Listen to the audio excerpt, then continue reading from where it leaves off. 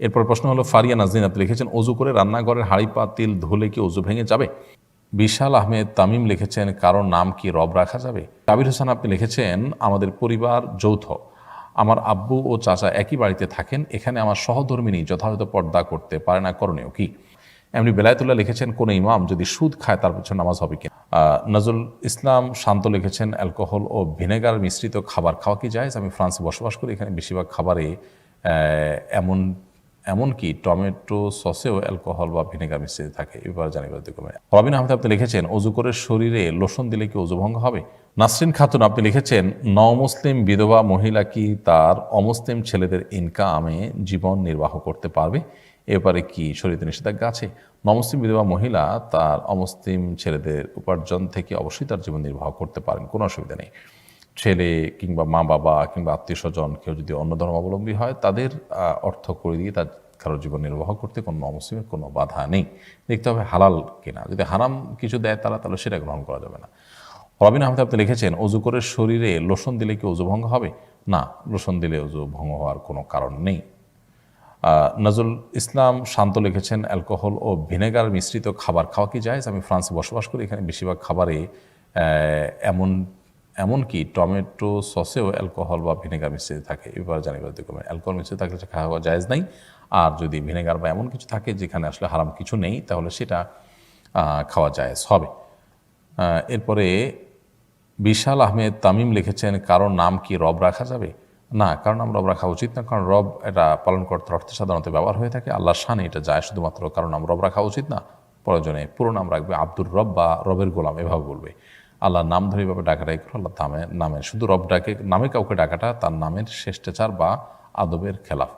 সাবির হোসেন আপনি লিখেছেন আমাদের পরিবার যৌথ, আমার আব্বু ও চাচা একই বাড়িতে থাকেন, এখানে আমার সহধর্মিনী যথাযথ পর্দা করতে পারে না, করণীয় কি? ভাই আবির হোসেন, আপনার যৌথ পরিবারে যদি আপনার সহধর্মিনী পর্দা করতে না পারেন তাহলে সেক্ষেত্রে পর্দার জন্য যৌথ পরিবারের লোকদেরকে বোঝাতে হবে, এবং পার্টিশন, পর্দা মেনটেন, পর্দার ব্যাপারে সবার সিরিয়াসনেস এগুলো আনার চেষ্টা করতে হবে। যদি সেটা সুদূর পরাহত হয়, সেটা মনে হচ্ছে যে না আপাতত সেটা সম্ভব না, চেষ্টা করেছেন বহু, তাহলে সেক্ষেত্রে নিজের স্ত্রীকে যে কোনোভাবে হোক পর্দার পরিবেশে আলাদা করার চেষ্টা করতে হবে। কিন্তু একসাথে থাকার সুযোগ থাকলে সেটাকে আপনি প্রায়োরিটি দিবেন, যদি আপনার একসাথে থাকাটা বেশি উপযোগী হয়। এই বিষয়গুলো আসলে কোনো আলেমের সাথে দেখা করে পারিবারিক পুরো অবস্থা জানিয়ে তারপরে সিদ্ধান্ত নিলে ভালো হয়। আর পৃথক করলেও মুরব্বীদের বুঝিয়ে শুনিয়ে আপনার অপারগতার জায়গাটা তাদের কাছে ক্লিয়ার করে তারপর আপনি সেই পদক্ষেপ নিতে পারেন, তাতে আবার আব্বা আম্মার যাতে কোনো হক নষ্ট না হয় সেদিকটা খেয়াল রাখতে হবে। নাহিদুল ইসলাম শান্ত লিখেছেন নামাজ না পড়লে কেউ কি কাফের হয়ে যাবে? নামাজ না পড়লে কেউ কাফের হবে কিনা এ বিষয়ে ওলামাদের মধ্যে মত পার্থক্য আছে। ইচ্ছাকৃত ঠান্ডা মাথায় যদি কোনো মুসলমান নামাজ ত্যাগ করে অনেক ওলামাদের মধ্যে তারা কাফের হয়ে যাবে, যেমন হাম্বলী মাযহাবের অনেকের মত সেটি। তবে ইমাম আবু রহমতুল্লাহের মত হলো যে না, ইচ্ছাকৃত নামাজ ত্যাগ করলে সে ব্যক্তি কাফের হবে না, বরং ইচ্ছাকৃত নামাজ ত্যাগ করছে আবার তার মধ্যে নামাজ ত্যাগের কারণে অপরাধ বোধও আছে, এরকম অবস্থায় সে ব্যক্তি ইমানদার থাকবে, তবে ফাসিক থাকবে সে। তবে নামাজ ত্যাগ করাটা যে কুফুরি এবারে কোনো সন্দেহ নাই। কাফের হওয়া এক জিনিস আর কুফুরি এক জিনিস, অর্থাৎ এটা কেমন যেন আল্লাহকে অস্বীকার করার মতো একটা বিষয়। সরাসরি সে কাফের হবে না যদি তার মধ্যে অপরাধ বোধ থাকে, এটাই হানাফি মাযহাবের ফতোয়া, যদিও অন্যান্য আমাদের ভিন্ন মত এক্ষেত্রে রয়েছে।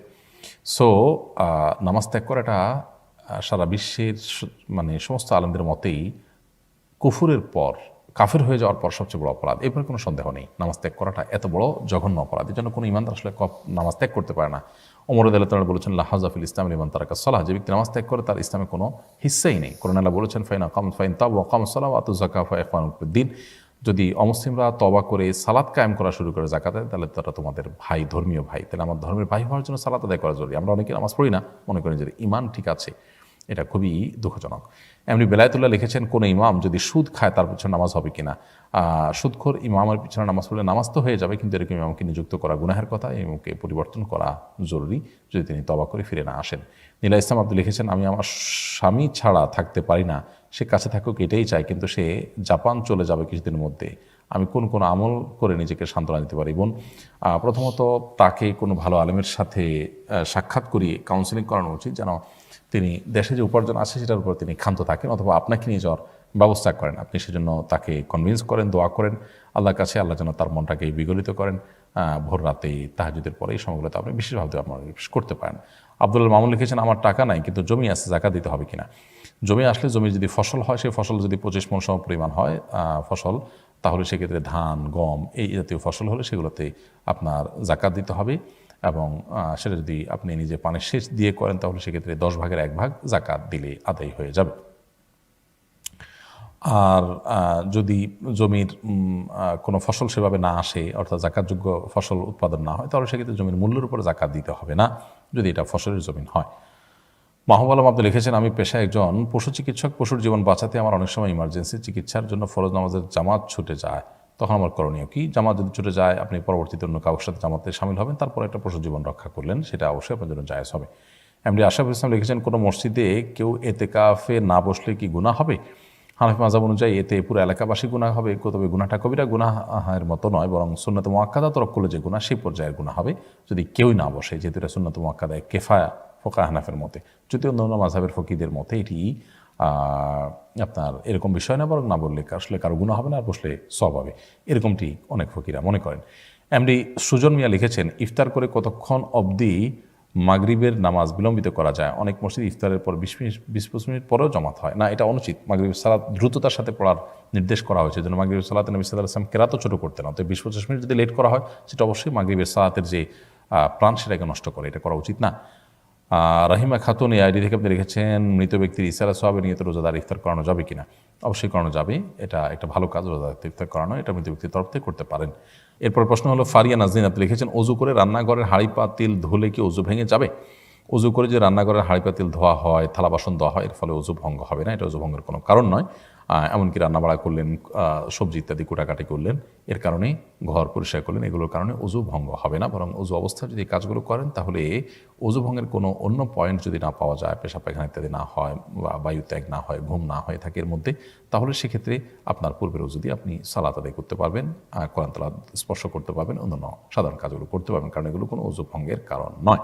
এরপরের প্রশ্ন হলো, ঈদ উপলক্ষে অনেক কিশোর যুবককে পিক আপ ভ্যান ভাড়া করে হাই ভলিউমে গান বাজনা করতে করতে রাস্তাঘাট প্রদক্ষিণ করতে দেখা যায়, তাদের উদ্দেশ্যে কিছু কি বলবেন?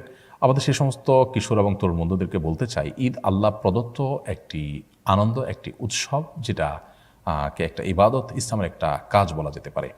আল্লাহর দেয়া ইবাদতকে আল্লাহর অবাধ্যতার মধ্যে কাটানো, এটা রীতিমতো আল্লাহ দ্রোহিতার শামিল, অত্যন্ত বড় ধরনের অপরাধ। আপনার বাবা আপনাকে তার প্রিয় কোনো কিছু দিয়েছেন, সেটা দিয়ে আপনার বাবার সবচেয়ে অপছন্দের কাজটা আপনি করছেন, বিষয়টা খুবই জঘন্য।